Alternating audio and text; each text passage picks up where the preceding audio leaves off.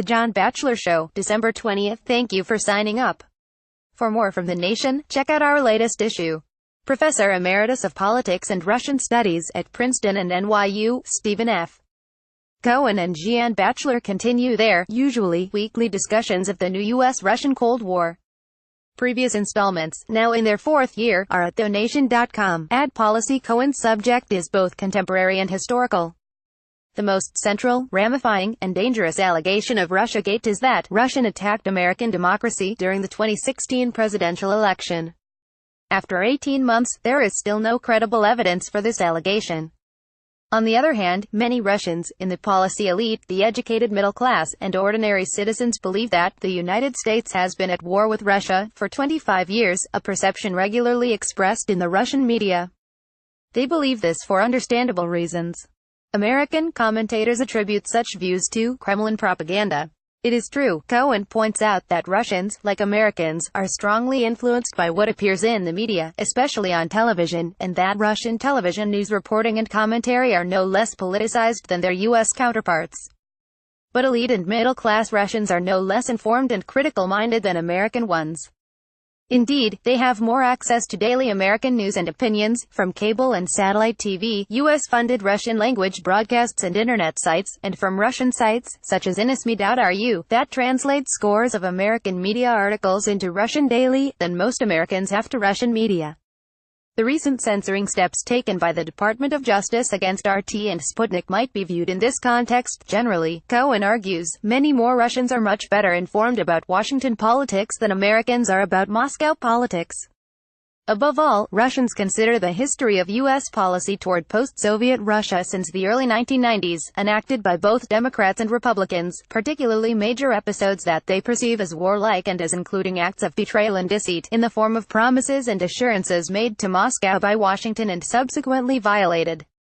Cohen briefly itemizes the main examples. Section Presidents Ronald Reagan and George H.W.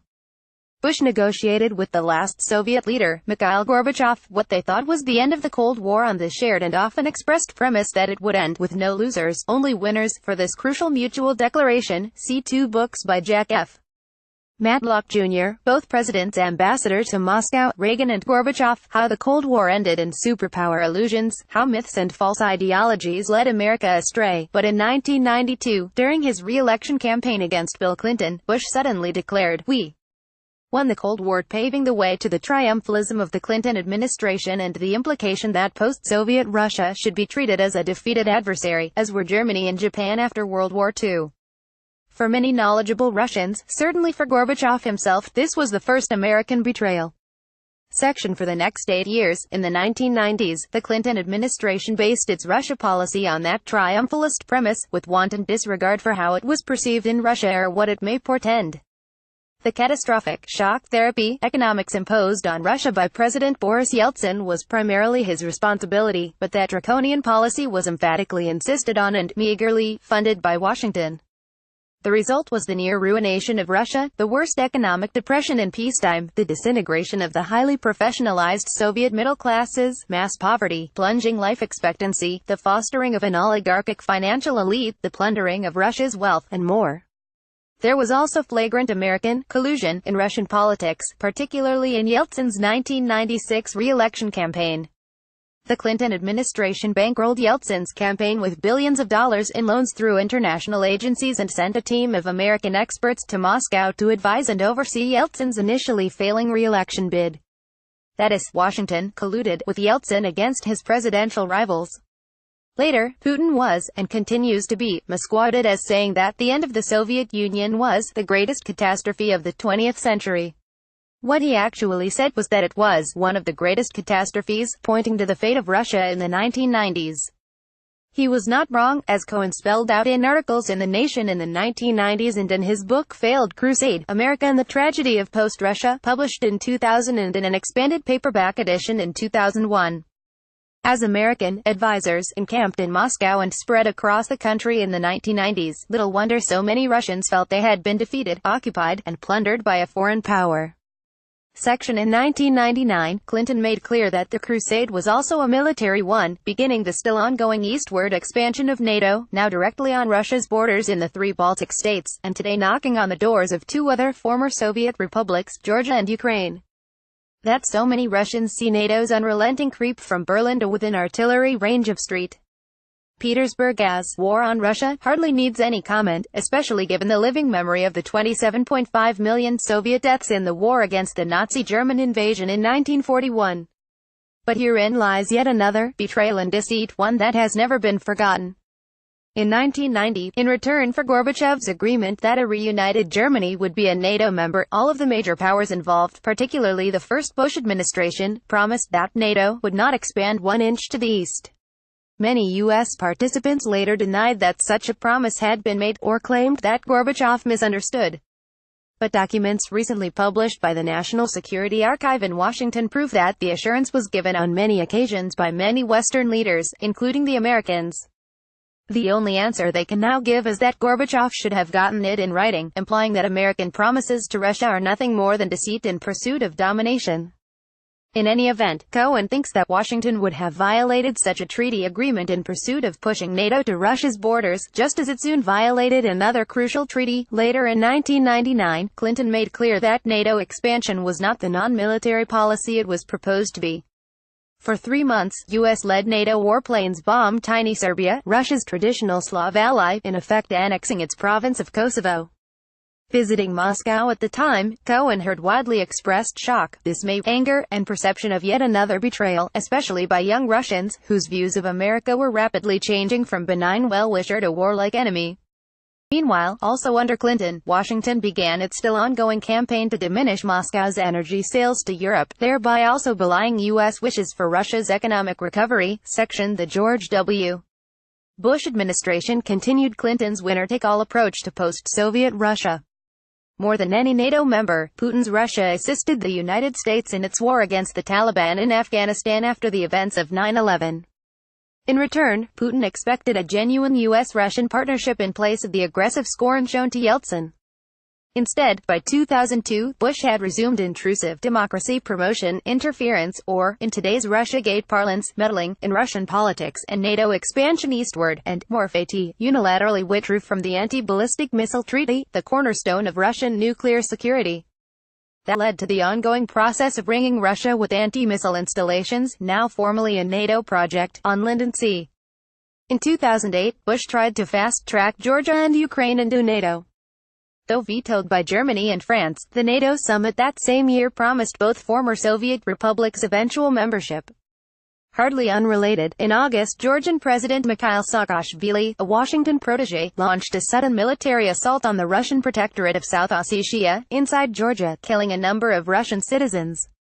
The Kremlin intervened, winning what was the first U.S.-Russian proxy war on its borders and foreshadowing today's proxy war in eastern Ukraine.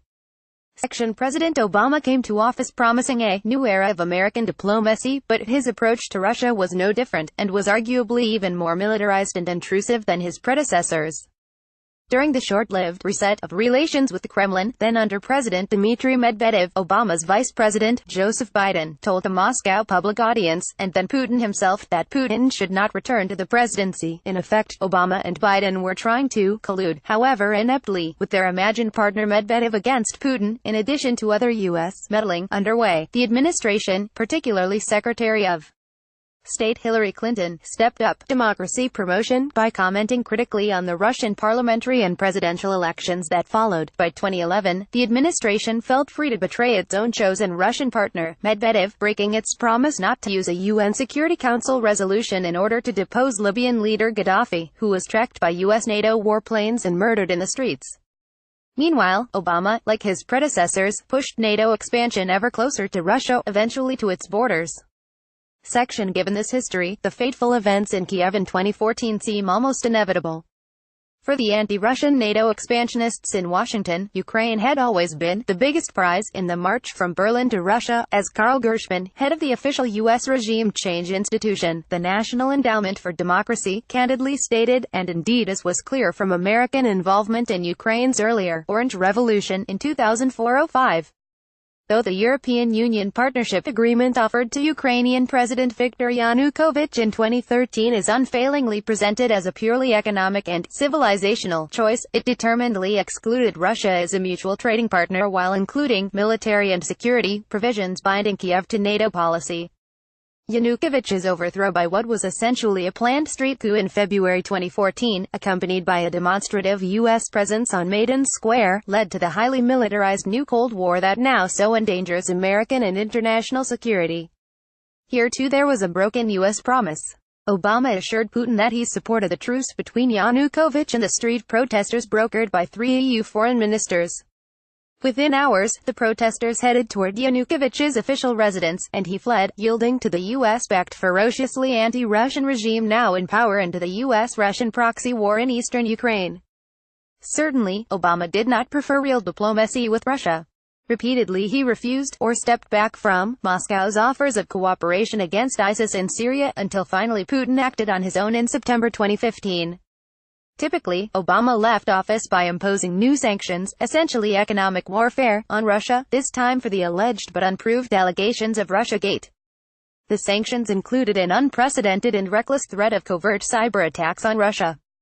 Assuming this is what Michael Flynn asked the Kremlin, on President-elect Trump's instructions, not to react to, both deserve our gratitude, not persecution, section. It's through this 25-year history that so many Russians perceive the meaning of Russiagate, which is reported obsessively in their media. For them, an American presidential candidate, and then President, Donald Trump, suddenly appeared proposing to end the U.S. war against Russia for the sake of cooperation with Russia. The fictions of Russiagate. Russians have seen multitudes of American contacts with their officials, oligarchs, politicians, wheeler-dealers, and ordinary citizens ever since the Soviet Union ended, are designed to prevent Trump from ending the long war against Russia. When influential American media outlets denounce as treasonous Trump's diplomacy with Putin regarding Syria and terrorism, for example, Russians see confirmation of their perceptions. Section Cohen concludes by letting Americans themselves decide whether this Russian perception of U.S. policy is correct or not. Put another way, whether Putin really is the aggressor, presented almost unanimously by the American political media establishment, or a Kremlin leader reacting to a decades-long American war against Russia. Perceptions are at the core of politics, and even if Russians misperceive American intentions, has Washington given them cause to do so? In any case, when a nation-state perceives itself to be under attack, especially a nation with Russia's history, relations with it become ever more dangerous. There is, Cohen adds, one anomaly. Putin, almost alone among high Russian officials, rarely, if ever, speaks of an American war against Russia. Dare we call this statesmanship? Especially in the context of bellicose statements issued almost daily by the U.S. Congress and main media.